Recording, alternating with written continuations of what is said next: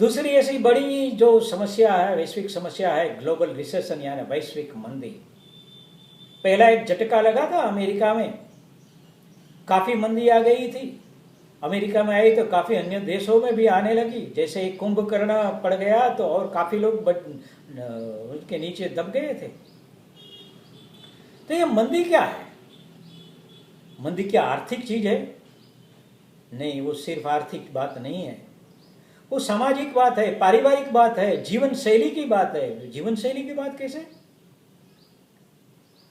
तो दुनिया भर के सभी राष्ट्रों में, ज्यादातर करके पश्चिम के राष्ट्रों में व्यक्तिगत जीवन की बात ज्यादा है। वहां परिवार का जो एकम है वो कम होते जा रहा है। बच्चे जन्म लेते हैं तो उनका काम कौन करेंगे? तो राज्य करेगा। बुढ़े बढ़ रहे हैं तो उनकी देखभाल कौन करेगा? तो राज्य करेगा। डाइवोर्स हो गया है और सिंगल पेरेंट है, छोटा बच्चा है, तो उनकी देखभाल कौन करेगा? राज्य करेगा। शैक्षणिक सहायता कौन करेगा? राज्य करेगा। कोई महामारियां बढ़ रही है तो उनके लिए किसको काम करना चाहिए? राज्य करेगा। वेलफेयर स्टेट की जो बात चल रही है, ये सब तो इतना उनका बोझ बढ़ रहा है क्योंकि परिवार टूटने लगे, व्यक्ति इंडिविजुअल बनने लगा है, समाज की जवाबदारी लेने वाले कम होने लगे हैं, सब पर राज्य पर आ गया है। व्यक्ति की स्वतंत्रता की बात ज्यादा चलती है। व्यक्ति स्वतंत्र होना चाहिए, लेकिन वो उनका विचार अपने खुद के सुख के लिए नहीं है, वो उनके परिवार के लिए, परिवार से आगे गांव के लिए, गांव से आगे समाज के लिए, समाज के आगे राष्ट्र के लिए, राष्ट्र से आगे सृष्टि के लिए, सृष्टि से के आगे लेके परमेष्टि तक जाने की बात जो हमारे हिंदू चिंतन में है, वो बात से ही ये ग्लोबल रिसेशन, वैश्विक मंदी का उपाय हो सकता है। पश्चिम के देशों का बजट ज्यादातर ये सोशल सिक्योरिटी में ही चला जाता है, क्योंकि वहां बड़े बड़े परिवार नहीं है, छोटा परिवार है। शादी हो गई तो बच्चा अपने बहू के साथ अलग चला जाएगा। न्यूक्लियर फैमिली बढ़ने लगी है, सिंगल पेरेंट फैमिली बढ़ने लगे है, और विथआउट मैरिज को एग्जिस्टेंस, बिना माँ बाप के बच्चे, बढ़ता हुआ डाइवोर्स, ये सब की वजह से मंदियां नहीं बढ़ेगी तो क्या होगा? इसका कारण है परिवार नाम की संस्था टूट रही है। एक बार इंग्लैंड के मकर संक्रांति कार्यक्रम में इंग्लैंड के उस समय के मार्गारेट थैचर आई थी और उन्होंने बताया था कि हम विदेश के लोगों ने आपके हिंदुओं के पास से इतनी कुटुंब प्रथा, परिवार प्रथा हमें सीखनी चाहिए। लेकिन ये कब टिक सकती है? जब परिवार के हर सदस्य में सहनशीलता हो, भातृभाव हो, एडजस्ट करने का भाव हो, अपनापन हो, साइकोलॉजिकली उनके साथ बढ़ना चाहिए। तो ये मंदी तब जाती है जब आर्थिक नहीं, साइकोलॉजिकल, सामाजिक, भावनात्मक चिंतन भी उनके साथ चलना चाहिए। हमारे यहाँ परिवार एकम माना गया है। व्यक्ति का स्वातंत्र है, लेकिन व्यक्ति का स्वातंत्र परिवार के अंतर्गत है। हमारे यहाँ इंडिविजुअलिटी है, लेकिन मल्टीपल इंडिविजुअलिटी। एक साथ एक व्यक्ति पुत्र भी है, पिता भी है, टीचर भी है, स्टूडेंट भी है। इस स्वतंत्रता को मर्यादित करना चाहिए। अभी रेवा नाम का एक गुजराती फिल्म हुआ, बाद में हिंदी होने वाला है। उनके जो एक लेखक है ध्रुव भट्ट, उनकी एक बहुत बड़ी अच्छी नॉवेल है। वो नॉवेल है, उनका नाम है समुद्रांतिक के। वो नॉवेल में बताते हैं कि हमारे हिंदू परिवार में कैसे चलता था। घर में, एक बड़े से घर में छोटे बच्चे के लिए रखा गया घी, जिसमें सुखड़ी बनने वाली थी। घर के एक परिवार के सदस्य जो पागल थे, उन्होंने वो घी निकाल दिया, उनको फेंक दिया। सब बच्चे सुखड़ी के लिए देख रहे थे। तब वो घर की गुरु पत्नी है, वो बताती है कि हमारे के घर के वो पागल दादा है ना, चाचा, वो घी पी गए। ऐसी सहनशीलता जब परिवार में रहती है तो वो परिवार की वजह से परिवार टिकता है, और परिवार टिकता है तो आर्थिक एकम उनका ठीक रहता है। हमारा परिवार हमारा संस्कार का केंद्र रहता है तो कम खर्चा होता है। हमारा परिवार कितना एक्सटेंडेड परिवार रहता था। घर में काम करने वाले लोग, कोई पशु पक्षी कुत्ता, सब उनके सदस्य रहते थे। घर में काम करने वाली कोई बड़ी उम्र की महिला होती थी तो लोग, बच्चे उनको मासी करके बुलाते थे, लक्ष्मी मौसी। कुछ काम करने वाले चाचा है तो राजू चाचा कहते थे। अरे इतने थे। प्रकृति के तत्व को, चंदो को मामा कहते थे, हमारा दूध पी जाने वाली बिल्ली को बिल्ली मौसी कहते थे। प्रकृति के तत्वों के साथ संवेदना बढ़ाने वाले ये एक्सटेंडेड परिवार की जो भावना है, उससे हमारा खर्च कम होता था। आज हम प्रोग्रेसिव हो गए, इंटरनेट बढ़ गया है, दुनिया के लोग साथ जुड़ सकते हैं, लेकिन पड़ोसी कौन है पता नहीं।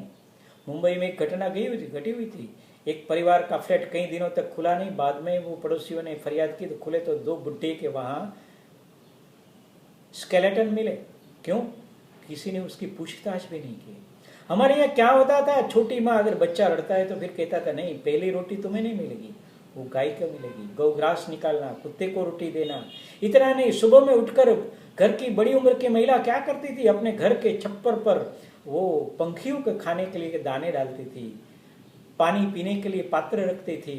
गांव का भी एक चबूतरा रहता था, पानी पीने का एक पशुओं के लिए भी स्थान रहता था।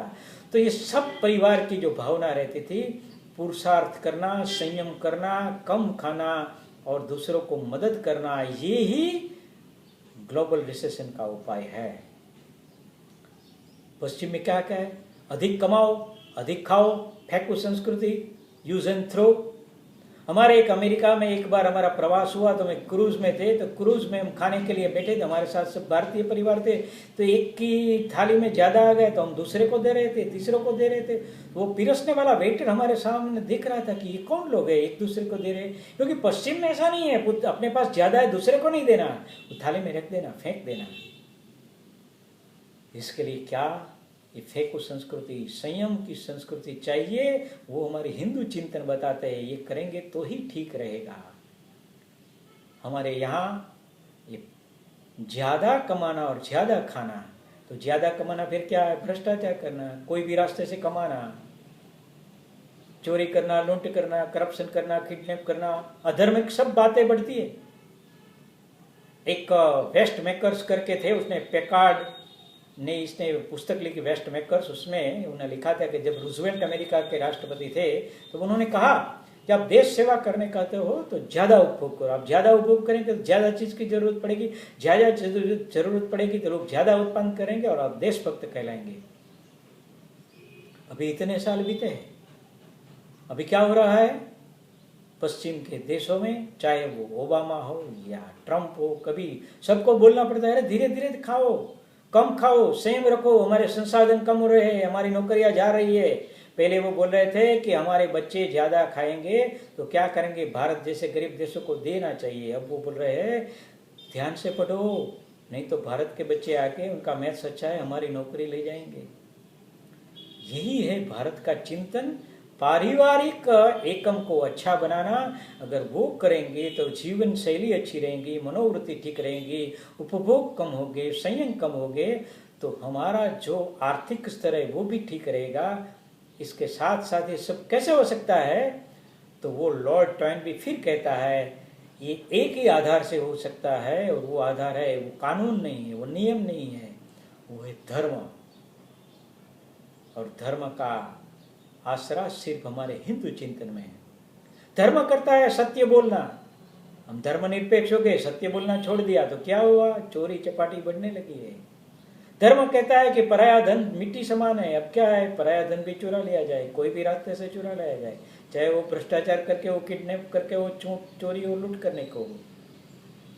धर्म कहता है पराई स्त्री मात समान है, तो अभी धर्म को छोड़ दिया तो क्या हुआ, बड़ी बड़ी प्रोफेशनल कॉलेज और बड़े बड़े सिटी में भी ये रेप की घटनाएं करने लगी।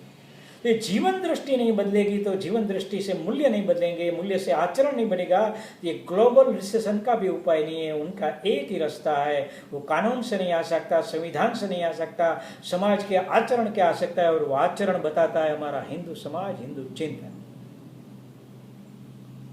और तीसरी समस्या जो उग्रवाद की समस्या है, हमने 2001 में अमेरिका ट्विन टावर में हुई घटना हमने देखी है कि आतंकवाद का कैसा चेहरा होता है।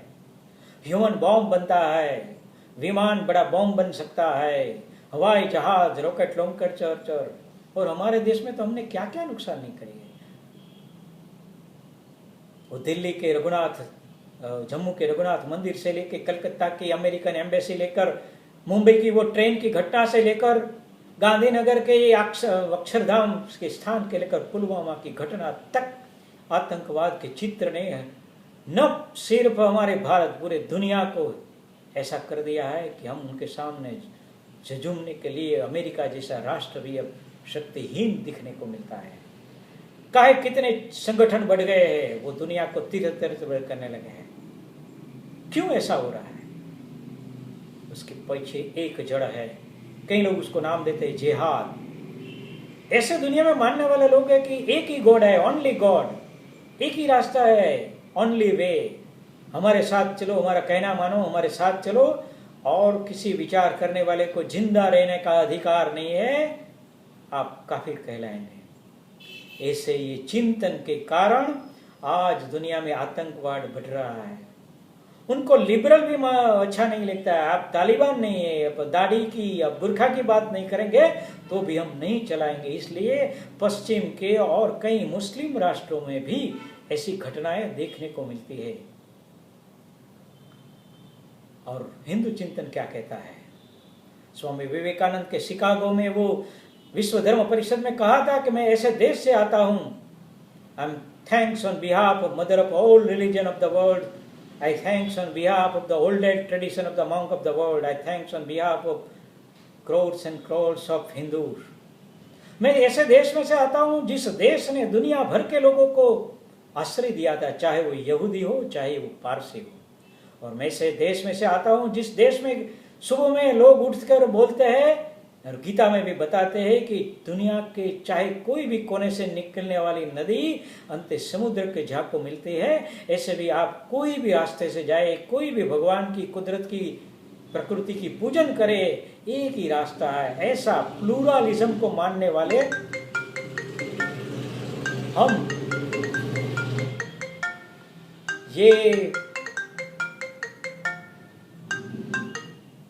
ये कर सकते हैं।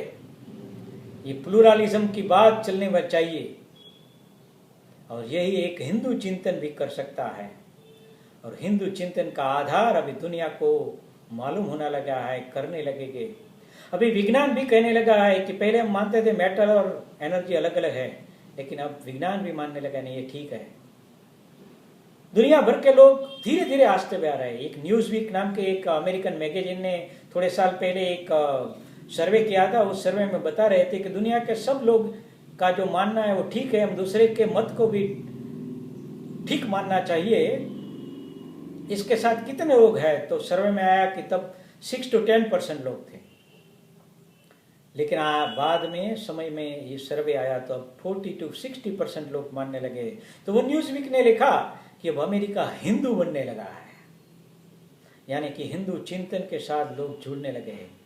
एक बार एक रामकृष्ण मठ के एक सन्यासी थे, एक बार ट्रेन में जा रहे थे, उनके सामने एक क्रिश्चियन मिशनरी बैठा हुआ था और वो बता रहा था कि हमने इतने लोगों को क्रिश्चियन बना दिया, इतने लोगों को क्रिश्चियन बना दिया। तो स्वामी जी ऐसे बोल रहे थे, सुन रहे थे, कुछ नहीं बोले। तो मिशनरी ने पूछा कि मैं इतना बता रहा हूँ, आपको कुछ गुस्सा नहीं आता है? तो वो स्वामी जी ने कहा, हमको गुस्सा क्यों आता, आप बनाते जाइए क्रिश्चियन, बाद में हम कह देंगे कि ईसा मसीह भी हमारे 33 करोड़ लोगों में से एक थे।